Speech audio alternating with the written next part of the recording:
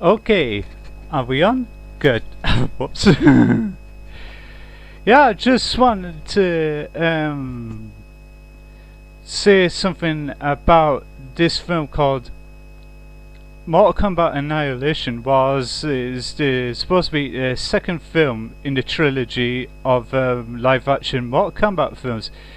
Due to the rise of popularity of the first film that took the world by storm as the most successful attempt to adapt a video game into a film. There were so many attempts that never shine at the cinema. Super Mario Brothers was the first attempt of a adaptation from console to big screen. Due to the fact they had so many problems and that the film somewhat did not take off as well at the box office, so it made its cultural status years later in the way of the fan created this Super Mario Brothers the movie to mark the arrival of the Blu-ray.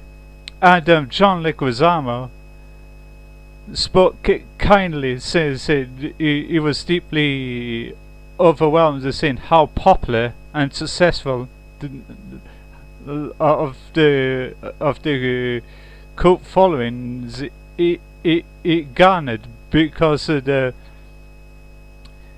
fans' appreciation that first time when they saw it, they gave it a hard pass when they overlooked it, and they appreciated it at times. But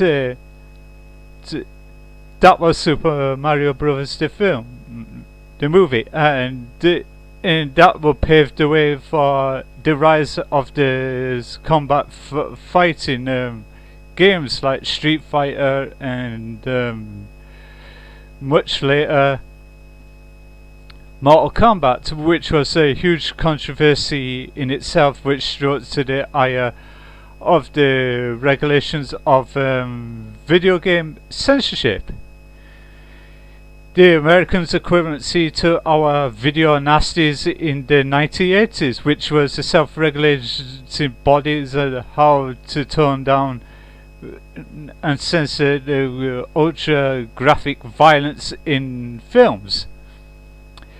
But due to the whole standard of the body consensus, they agreed to start this whole PEGI rating and the ESRB certifications, which they had to regulate every single game, and to where they had to tone down graphic violence in that. So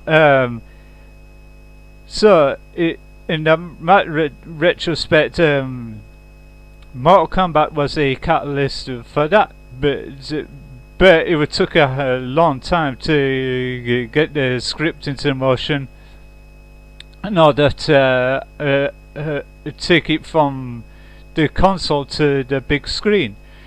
And at the same time of backwards and forwards and negotiations and whatever, along came this Capcom, the same company that handled the Resident Evil franchise.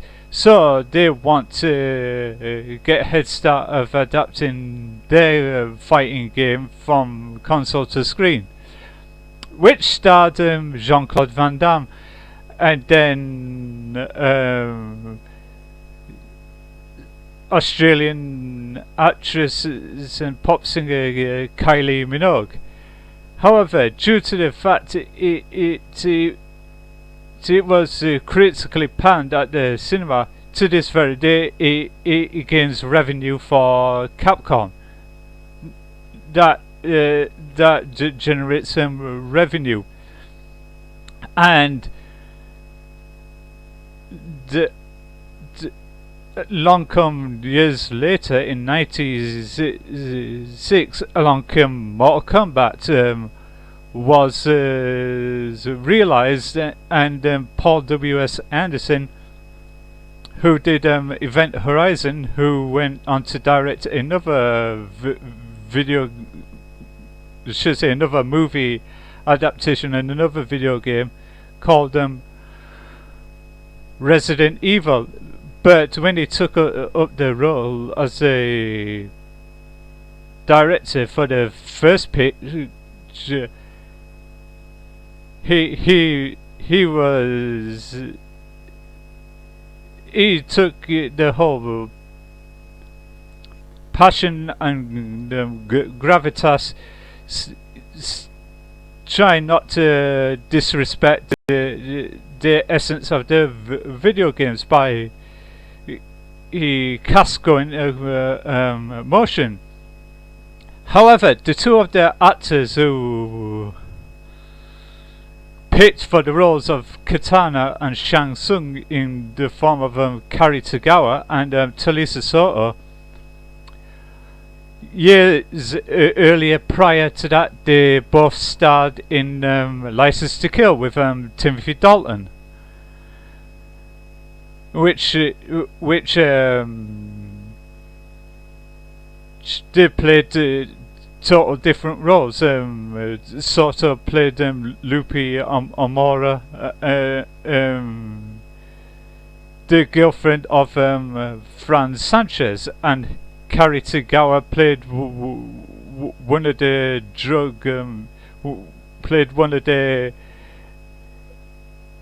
agents and the drug barons in the film. So when the casting came along, both of them was casted for those two roles as Shang Tsung and Katana.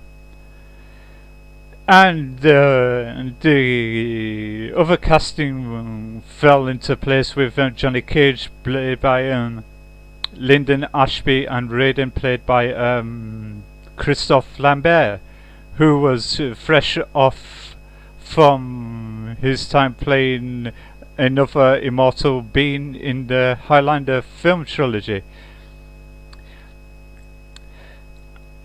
And following by Robin Shaw, a respected martial artist in itself, which he helped with the choreography behind the scenes. And they had Brigitte Wilson, who starred as Arnold Schwarzenegger's daughter in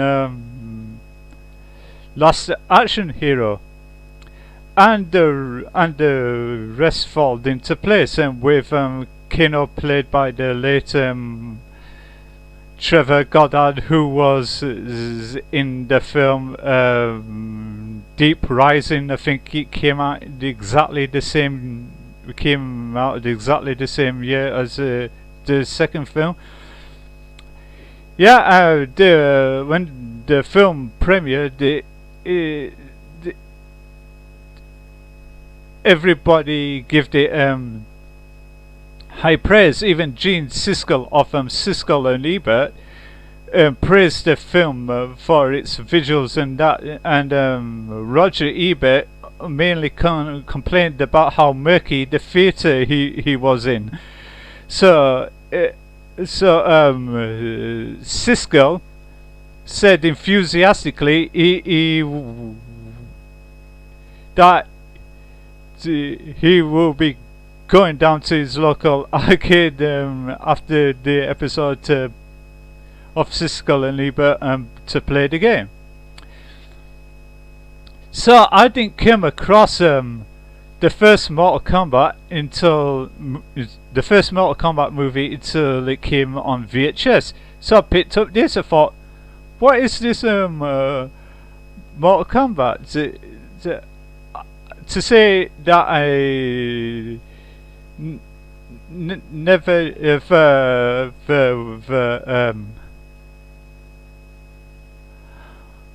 was connected with a video game, like with Resident Evil. And watched it, thought, wow, this is a very good movie. The acting was solid, the choreography was great, the special effects was phenomenal. And what won me over with that film was seeing Talisa Soto and Kari Tagawa from License to Kill in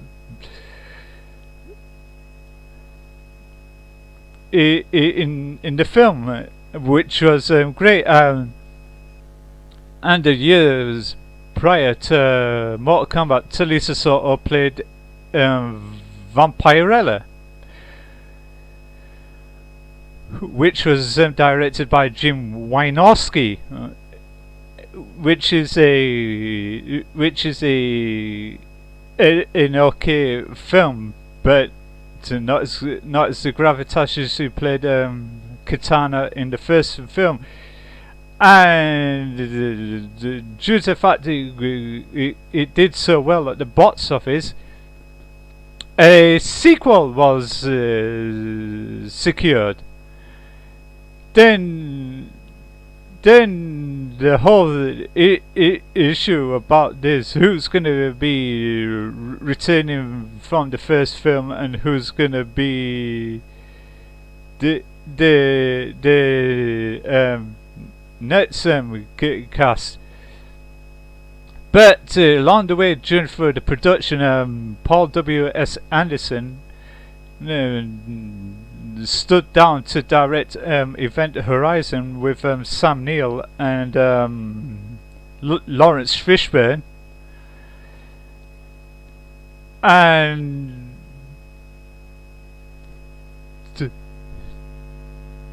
they were struggling to find a director to take interest. So stepped in the director of photography, John R. Leonetti, to take the direction in control. And it was the story concepted by and produced by Lawrence Kasanoff. But they got the script into the motion, but the problem is that Lyndon Ashby apparently did not like the script. He thought the first 5 minutes of the film was Johnny Cage to be killed off of some whatever reason. So he didn't want to do that. So it stepped in Chris Conrad. And they had another problem with Christophe Lambert. Christophe Lambert was contracted to do something else at the same time. So who they gonna have to get replaced to play Raiden? James Remar, who was originally cast as Corporal Dwayne Hicks in Aliens before he got replaced by Michael Biehn. So he was known to many as Ajax from the film The Warriors and etc. So he stood in to play the role as Raiden. But the problems did not stop there. The second problem was with Brigitte Wilson, that she went to do other things like I Know What You Did Last Summer and the House on Haunted Hill remake. So they couldn't get her but what they had to do is they ended up having to get this actress called Sandra Hess, who was in the third Beastmaster film, and she did a TV series where she played a Top Gun in air fighting pilot. So she stepped in to play the role as Sonya. But the whole problem is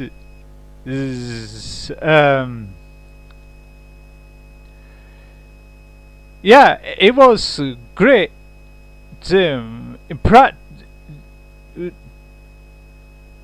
It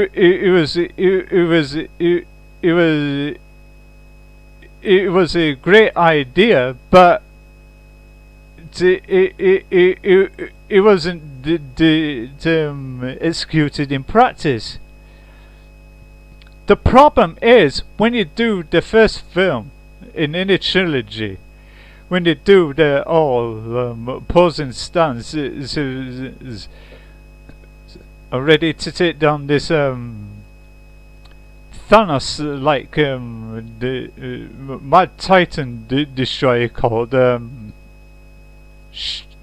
Shao Kahn, which was hulking and imposing and threatening, leaning over the Shaolin temples, as they say, weak pathetic souls, weak pathetic fools that come for your souls. So they all was about to take him on. Along comes the Mortal Kombat insignia at the end. That should have set it up as the continuity, but the problem is at the beginning of Annihilation, after when they did a brief recap of the first film, that term was devoid of the continuity at the end of the first film. They totally, basically retconned that, and all of a sudden, out of nowhere, who is this guy? He doesn't look like the Shao Kahn from the at the end of the first film. It was a total different guy. But when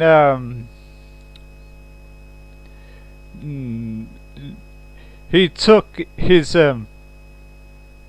mask off, it was no other than Brian Thompson that played one of the punks in the first Terminator film, and he played one of the henchmen to the sister of the vampire antagonist from the first Fright Night film, and he starred in a couple of other action films during through the 80s.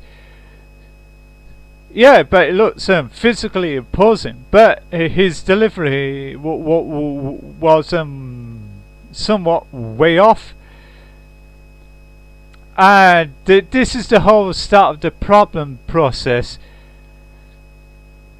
So, it was like the whole problem with also the casting was the villains. Oh, who do we get to play the Katana's mother, Queen Sindel? Oh, this woman called Musita Vanda from shows like Buffy and that. Yeah, along come her.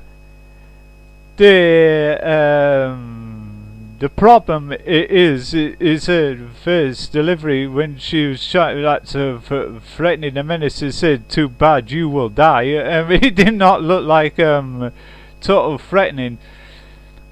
It seemed to me that was work of a pantomime fan fiction. The whole script writing process into the film, and it looks slapdash as usual. It did not look well polished, and read through, saying no, this don't make sense, that don't make sense, and etc. etc. Yeah, but the whole problem is they try to cram in too many characters all at the same time. But in order to fit in the rest of the characters, one character has to die, and Johnny Cage, which was the fall guy for the rest of the cast, and the rest of the cast was made up of former stars from the American Gladiators, and etc. But the whole criticism that people had against the film was the special effects in the film. Some people thought it looked very cheap, looked like it was something out of a PlayStation 2 video game, and etc. etc. etc. But to me, quite personally, I had no real issue about that. Yeah, but the whole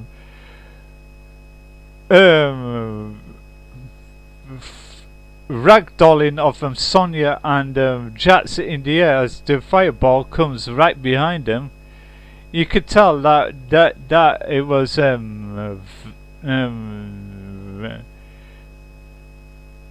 blue screened or whatever, and you could tell they're quite obvious that they got a couple of stunt doubles to execute the stunt, and along everything else is in display. Let's put it this way: that scene reminds you of the German cafe adverts. When you see the German cafe adverts, it was filmed exactly the same way. What they did was they filmed the play of the background with some discount music from the film Titanic, and they filmed the actor to jump in front of the camera and supercompose it, and the display looks cheap. That type of method. I know they had the bigger budget than the first film, and they could have done it a lot better. Do it all in CGI. Have the flame and have the characters both in CGI. It would have looked cleaner and better and everything else. That was the only the effects issue that I had with the film. But the other things what people complained about was the whole delivery of the animalities, which they said, oh, they look cheap and nasty, blah blah blah blah blah, and people got to realize that it was filmed in '97. In '97, the was CGI was still a new concept. People were trying to figure it out how to execute it properly. But when I saw the animation, I saw past that and I thought, yeah, right, I've seen twice as worse animation. I thought, this is just possible. But the whole problem is when it comes to the beginning of the film, they use B-roll stock footage of the opening credits from the first film, and the slapdash CGI annihilation. They could have done it a lot better, and nobody will want notice. But the whole thing that I liked in the second film was the mud wrestling scene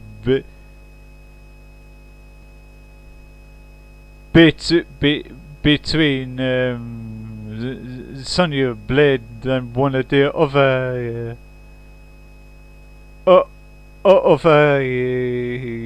characters, which was totally funny, because I'm a sucker of things like of the whole issue about seeing women wrestling in mud or custard.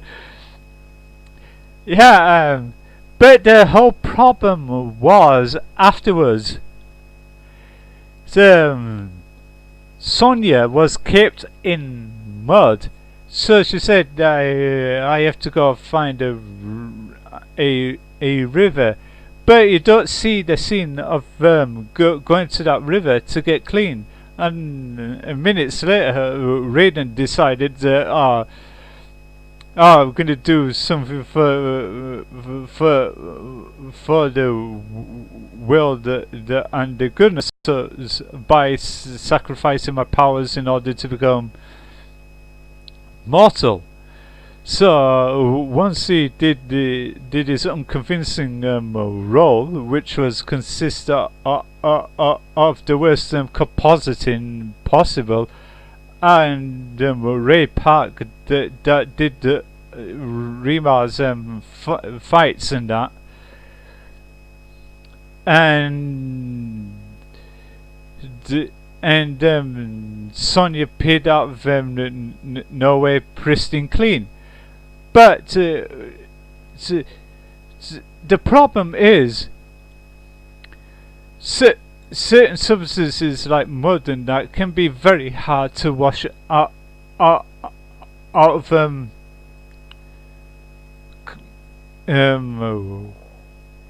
white coloured clothes, which they usually take a special type of detergent in order to get it all off. But the problem was, it looks like they did a brief cut, went to the hosed it down with a shower hose, and they had a backup costume somewhere, put her in it, and her presto made it look like that she cleaned herself because of reasons and etc. But those are the kind of issues that many people had with the movie, where there was no continuity from the first film. That characters were replaced by other actors. So nobody knows the full reason.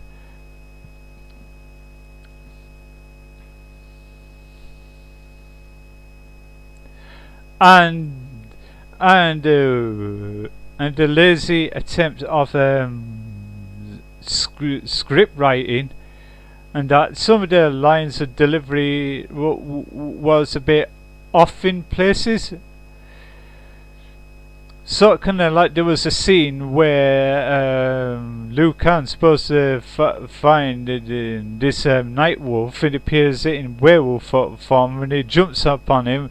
Yeah, it looks a bit weird.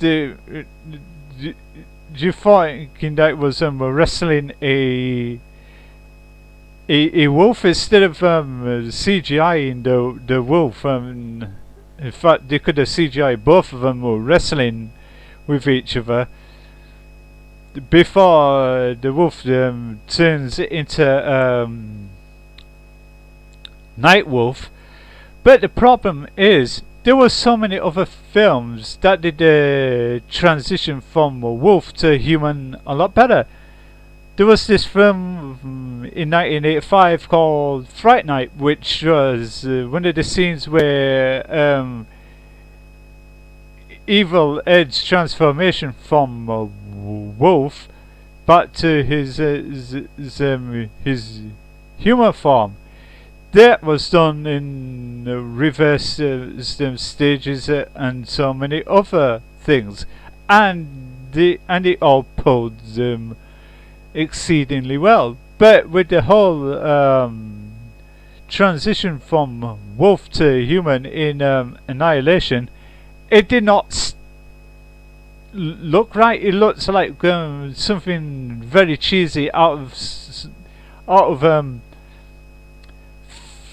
Van Helsing that came in years later, and it looked so very cheap. The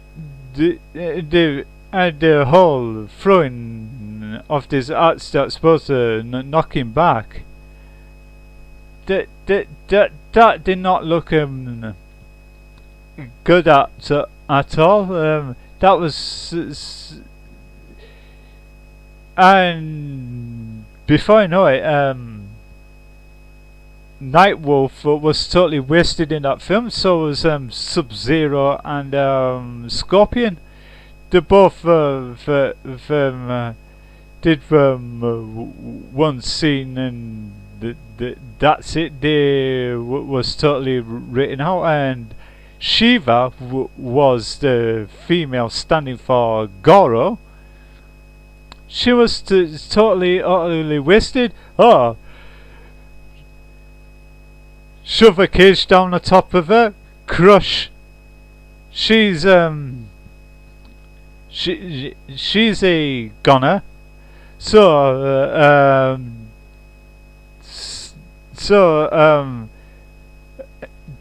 same thing with Baraka, which had a fight, which Liu Kang knocked it back.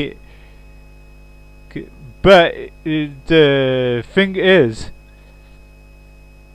they reused the same stock footage from earlier on, where one of the characters got knocked back into the fiery pit. So they reused that twice, which was totally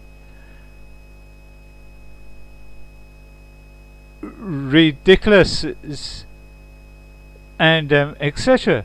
Those were the characters that was disposable, and the problem is the quality of the fight choreography wasn't up to the standards of the first film.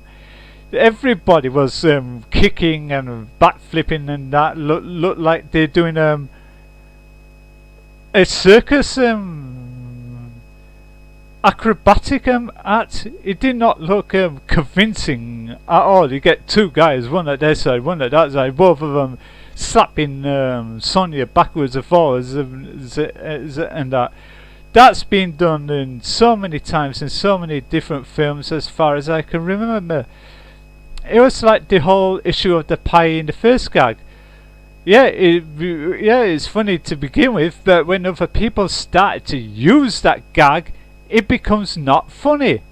They could have come up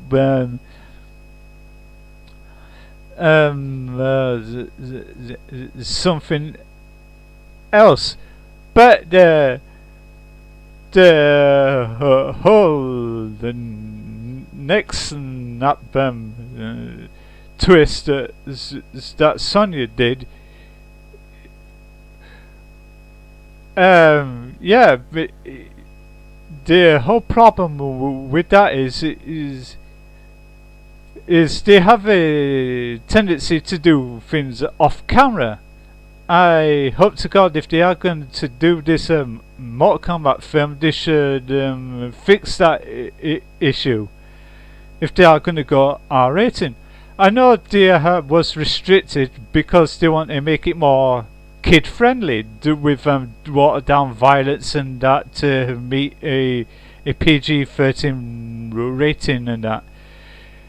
And yeah, I can get that. The problem was so many hardcore fans who play the video games and that want to see the brutality of combatants getting dismembered and that. That's what the whole video game and movies before Mortal Kombat did. When you see somebody get the head chopped off and being torn apart, that was the whole goodness about the scenes. But when you see somebody like a sleight of hand going like that, it doesn't look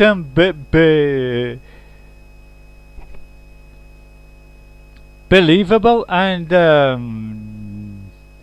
yeah, like I said, I have no issues about some of the effects in the film. I thought some of the sets look great, but the whole issue, the choreography could have been cleaned up a lot better, and they could have had more time to train the actors to get into physical shape, and that to say the ones that look physically opposing out of them all was Robin Shaw and Lim Red Williams, or whatever his name is, who plays Jax. So, he was physically opposing in that. Some likewise with Brian Thompson, because he is a trained bodybuilder himself. But the whole letdown was the rest of the actors. They could have done more work with Sandra by giving her a proper regimental routine to get her built up even more to the standards of Bridget Wilson. To say that before Mortal Kombat came along, Bridget Wilson was a tall, wide frame person, so she already had the slight physicality, but she needed the training. But the problem was Sandra is a bit shorter than Brigitte Wilson, and and she could have done a lot more bulking up for the role. Yeah, I've seen Sandra in so many other films, like the one she did about the gargoyles with Antonio Sabato Jr., which is great, and that she looks more physically imposing in the third Beastmaster film, because she would have had time in that to bulk up and that. I think that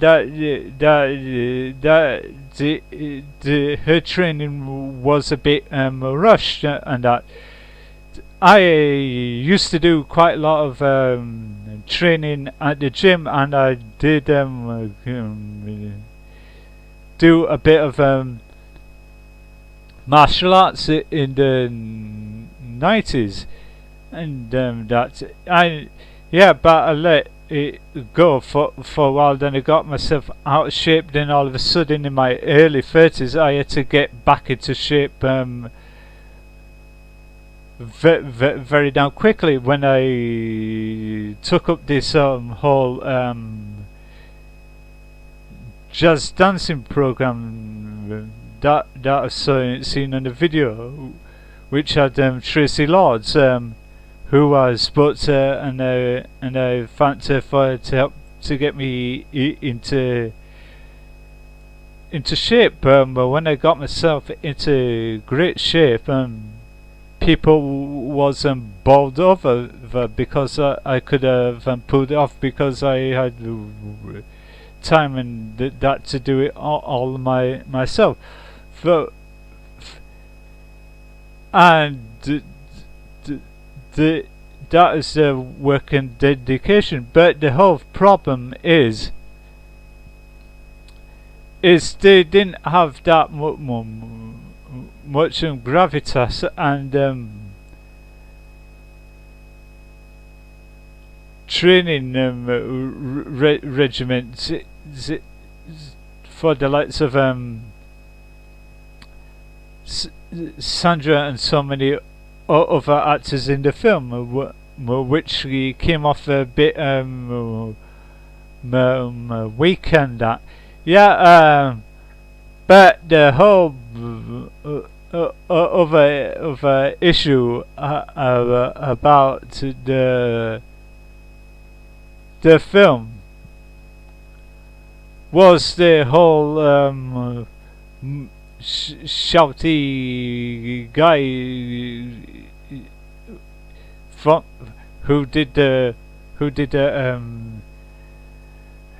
main theme for Mortal Kombat, which I think he could, for the second film they could have done it a lot better.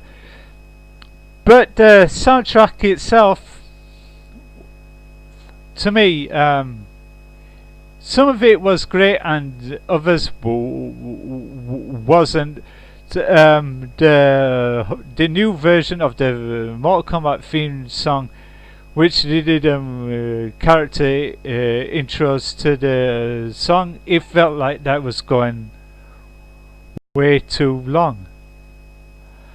But the whole thing about that film is that the end credits was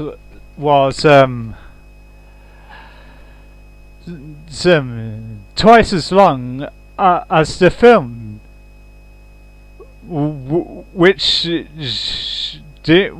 was not necessarily. It was the kind of thing they do in video games as well as movies, where they do overly long credits, and that takes ages and ages and ages. Is if you can't skip it, and when the film got released once again, I didn't see it at the cinema. I saw it on DVD. Likewise with the first film. Yeah,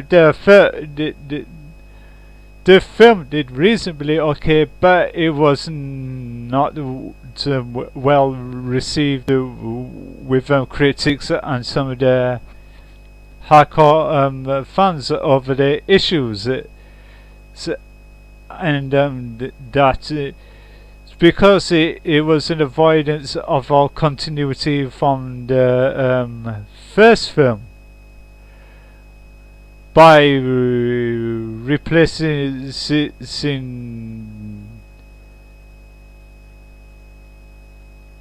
the character actors for others.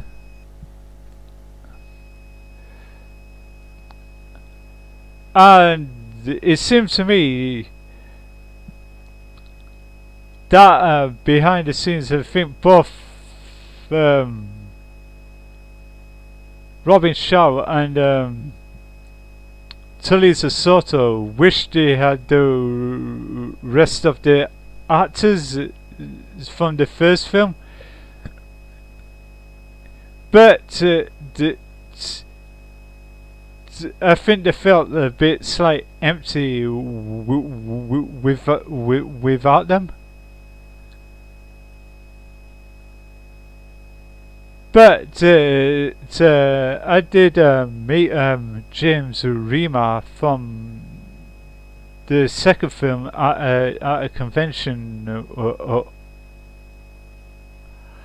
a while back. I did a joke about how terrible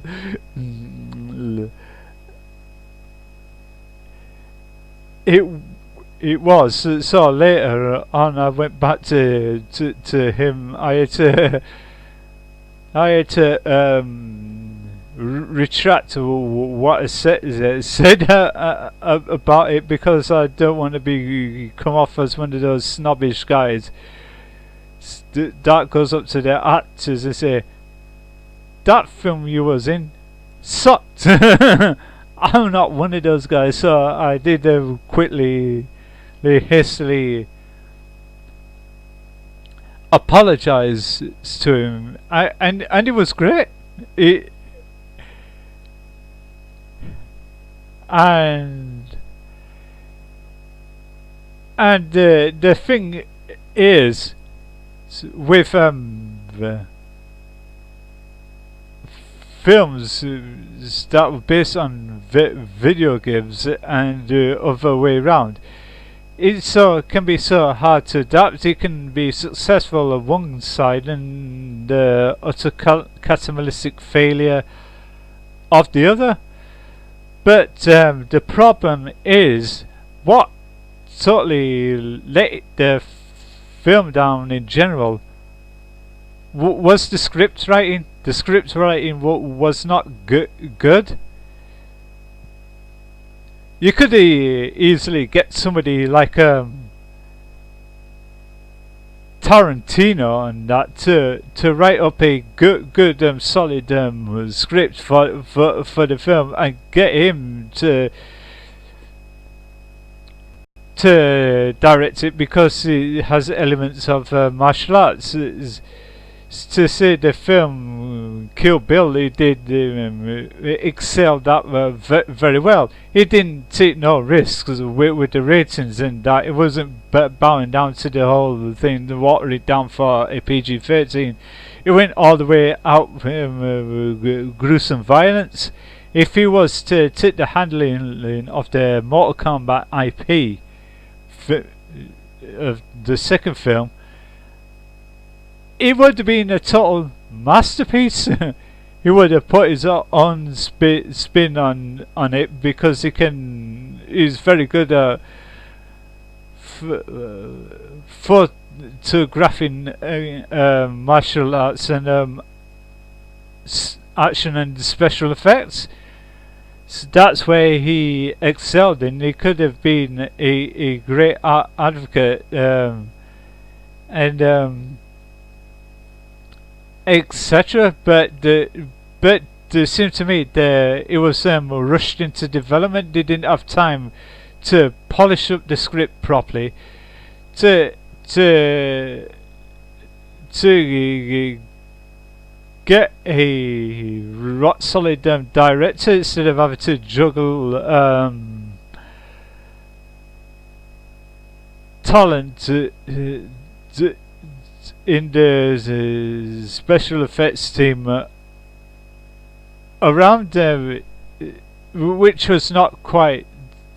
didn't quite pull it off. This is a huge problem. So that put the whole movie franchise side of Mortal Kombat on hiatus for so long. They did have live action TV series and that and it led to the whole struggle of it. At the time, if they were to do a third film, then they will have competition with the first Resident Evil film that came in the turn of the new millennia, and look what happened. Exactly similar results. The first one was okay, but as it went on and had so much troubles and that, the quality of the film started to go way down until it become ridiculous, and that's why it was leading towards the film side of the franchise to get a reboot. Touch wood, to come 2021 there will be a new line of excuse the pun, of Mortal Kombat films on its way, so they can retcon the whole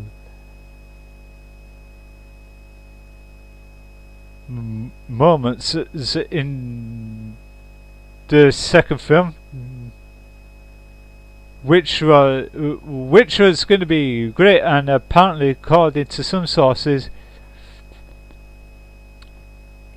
they are going to take a leaf out of Tarantino's book, not take any risks of making it PG-13, and to go whole rated R to include all the graphic hardcore violence into the film.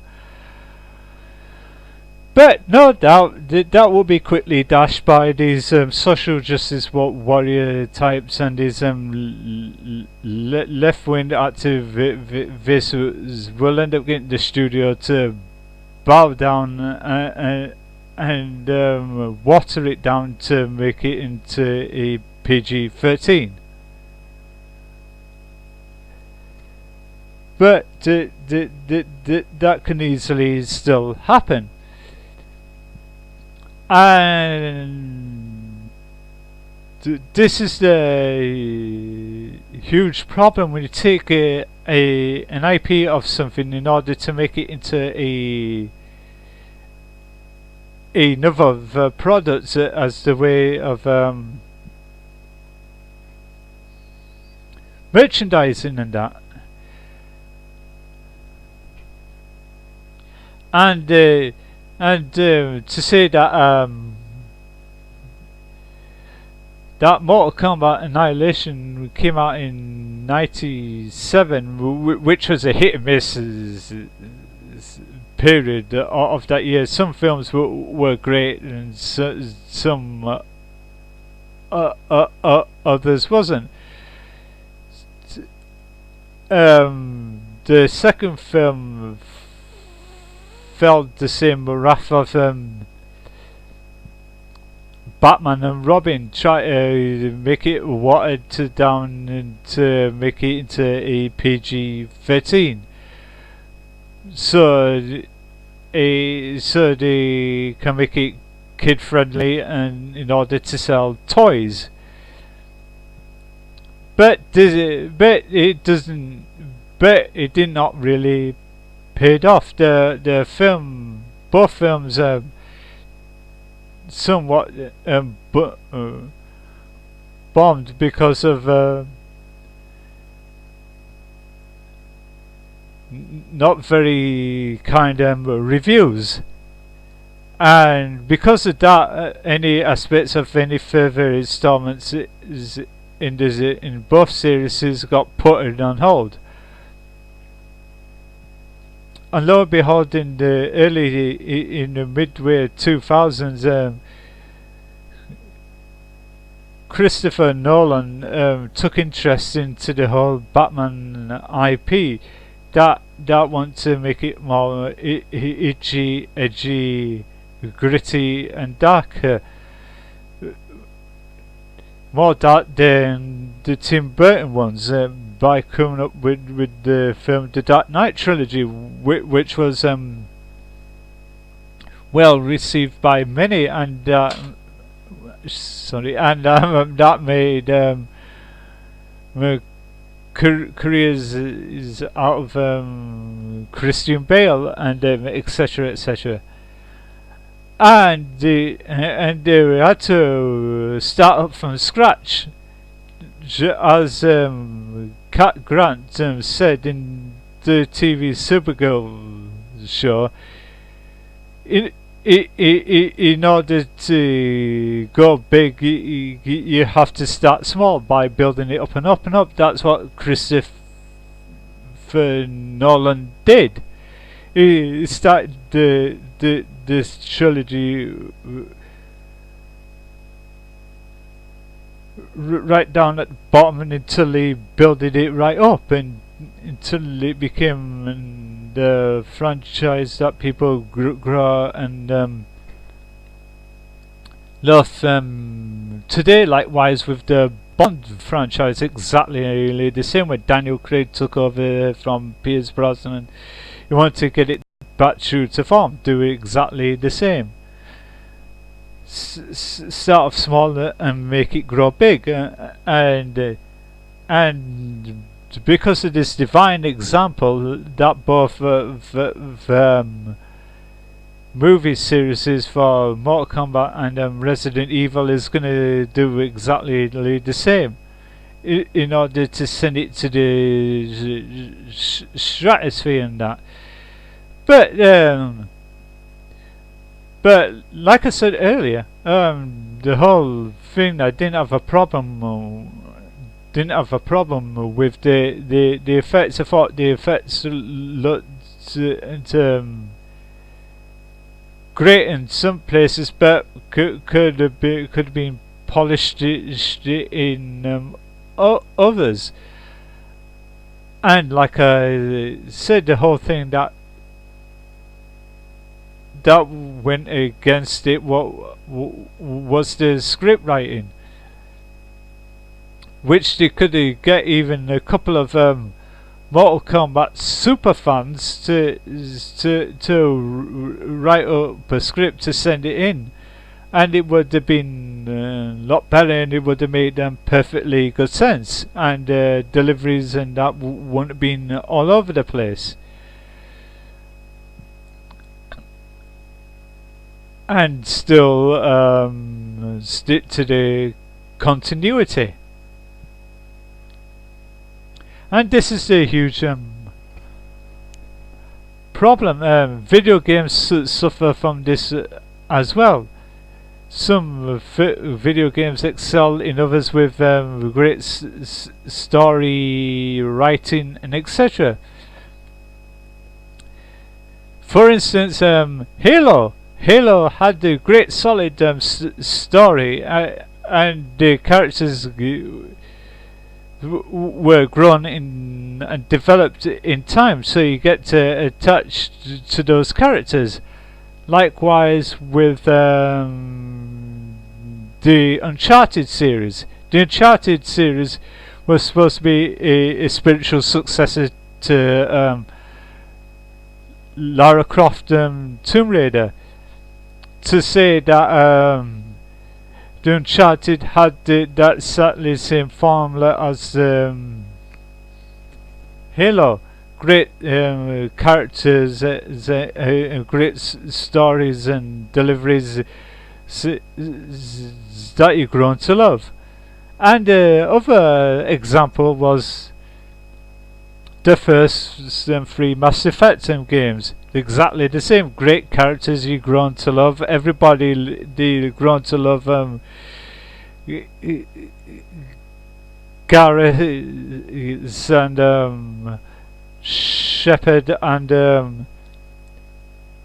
Liara Tassoni and etc. etc. because those characters were real written and developed. So you know they grown to love and develop. And try and put that into a movie that had so much blockbusting potential behind it, and the results can be pretty damn poor, like it was some kind of weird fan fiction. If they could have done it as a spoof on Mortal Kombat, then it would have been a lot common sense. Both Robin Shaw and Talisa Soto would play parodies of the characters they played from the first film. Yeah, it would have been funny, that kind of aspect, as a big overblown, overstuffed budget movie. It did not pan out, and because of it, that's why it gets so much. That's why it got so much criticism and hate amongst the community. Some people saw the flaws behind it and still watch it, but some people to this very day that holded grudges to the film, and etc. etc. etc. I'm sure give it time where people will end up having to give it a re-watch, and that. Sure, some will see it from a total different perspective, but this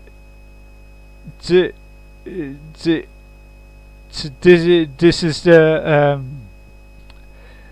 thing. If it's good for Super Mario Brothers, the movie that gained a cult following, like I said earlier on, John Leguizamo was overwhelmingly touched of the fans that stood behind the movie and watched it and then enjoyed it. If it's good for that, I'm sure it's good for other things. I know people say, the costumes look ridiculous, blah blah blah blah blah blah blah blah blah blah blah. But I had no real issue about the costume.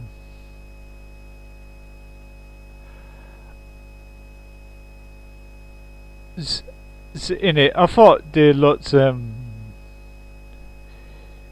not bad. I have seen worse. So can I like it? The basics of costumes I've seen out of them all is the Sonya Blade one, which she wore a pair of khaki green shorts and a white tank and a pair of brown walking boots. To say anybody can knock that outfit up, it'd be a very cheap and basic outfit. Yeah.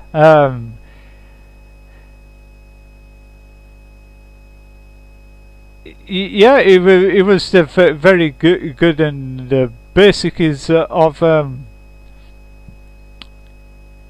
costumes. Some might combat with camo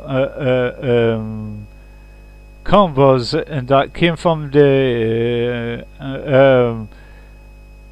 influences from Lara's outfit in Shadow of the Tomb Raider, that kind of thing. And once again, those are very basic, and that to buy and assemble. You don't have to get it all tailor made, and that you could easily go around the clothes stalls in the market to assemble it under a small budget. So the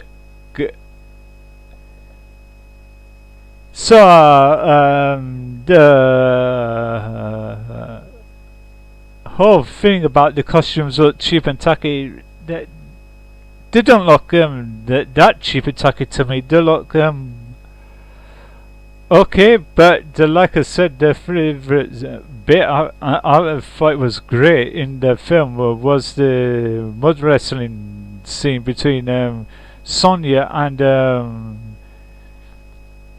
that Melina, I think it is, yeah. Yeah, hustling and that, and this big monster come out of nowhere, and Jackson smacked it down to the ground. I thought it was totally damn hilarious. I know people criticize the whole delivery of Musita Vanda says it's too bad, you will die. Yeah, right. That wasn't good. To cringe. It was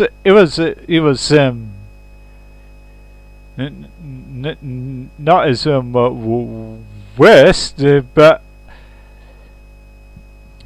it could have been made it totally believable. But Brian Thompson's performance in the film could have done a bit more groundwork in that. To say people are not expecting him to do a Shakespearean performance, but a rock solid performance. Half a percent of the time, it felt like that he wanted to be somewhere else.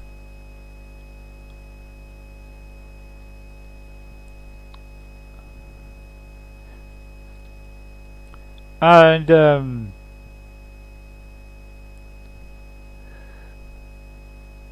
both Talisa Soto and Robin Shaw did not bad job, but the chemistry of them having a reincarnated love looked not too bad.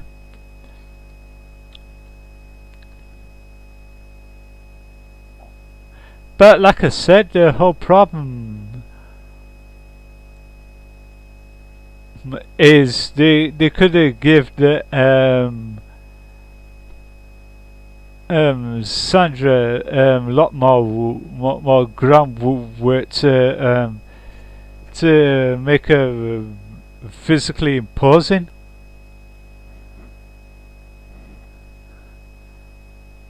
To say that she looks slightly off in places.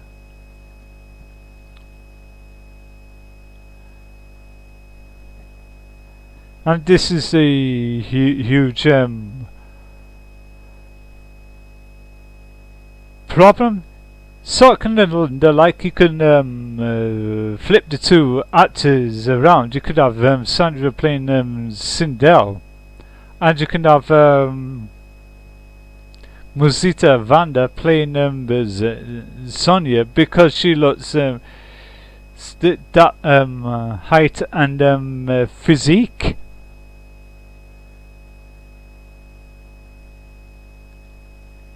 but the whole problem is exactly the same results. This is a huge letdown about the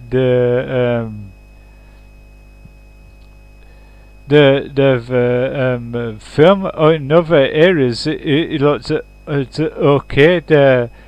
Some of the locations they did looked reminiscent of films like Indiana Jones and such.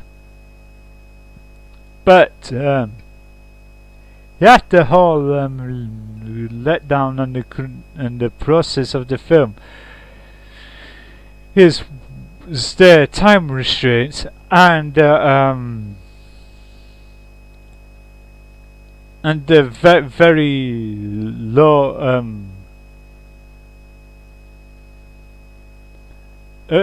writing creative process. I felt that the script was totally rushed in time to meet the film schedule, and the release date. They didn't have to necessarily release Annihilation in 1997. They could have left that into the early 2000s, and so that would have been perfect time for them to get a polished script and still have the actors in place, but to get them through a much better physical training program, so they're not looking rigidly in places. And this is the whole thing why many people to this very day did not enjoy Annihilation as much as the first film.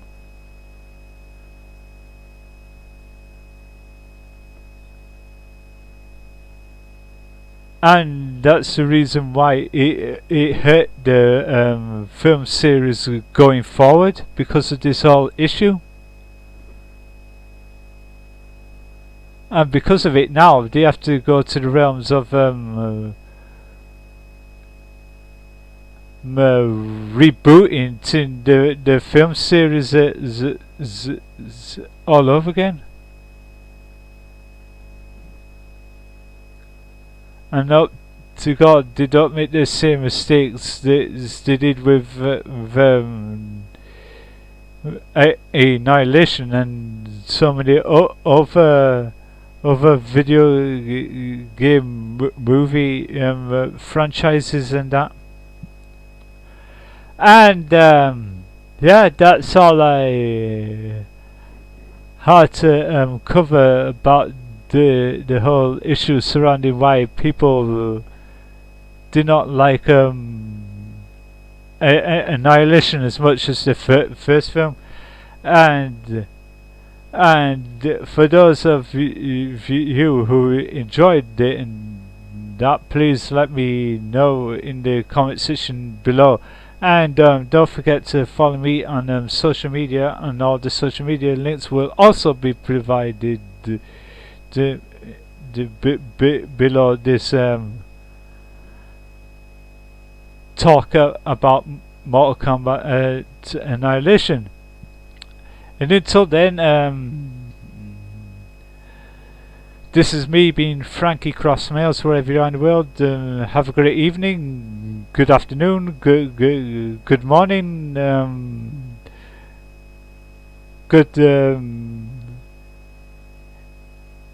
night, no matter if you are in the earth realm or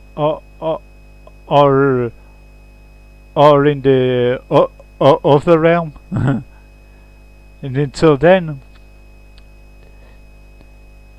Stay safe, very well. May the force be with you, and in the immortal words of Stanley, Excelsior.